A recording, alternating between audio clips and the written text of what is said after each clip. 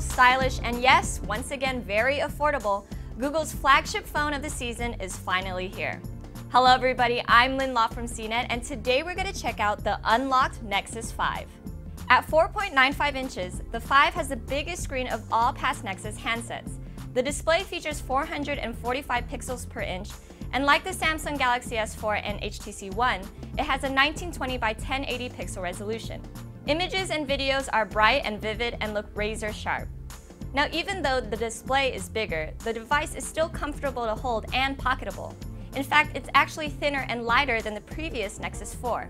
The phone comes in two colors, black and white, and features a smooth, matte, soft touch coating. I personally prefer this over last year's design, since that model's glass back panel fractured quite easily. Inside this handset is a powerful 2.26 GHz Snapdragon 800 processor from Qualcomm. This is the same blazingly fast CPU featured in the LG G2.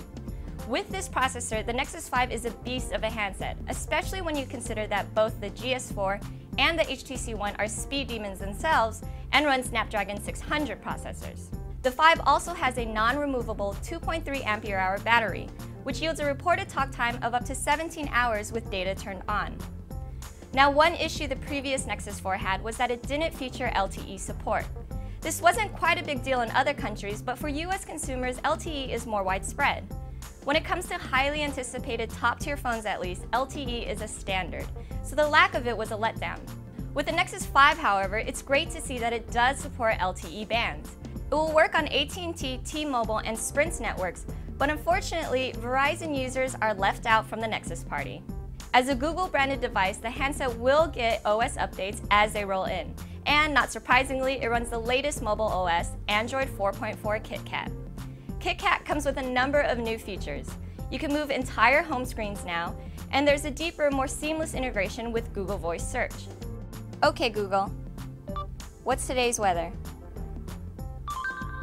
Today's forecast for San Francisco is 20 degrees and clear. You can also search and directly call from the dialer businesses or companies not in your contact list. Google also brings new features to the handset's cameras, which, by the way, include an 8 and 1.3 megapixel shooter. For instance, it has optical image stabilization, which cuts down motion blur that may result from an unsteady hand.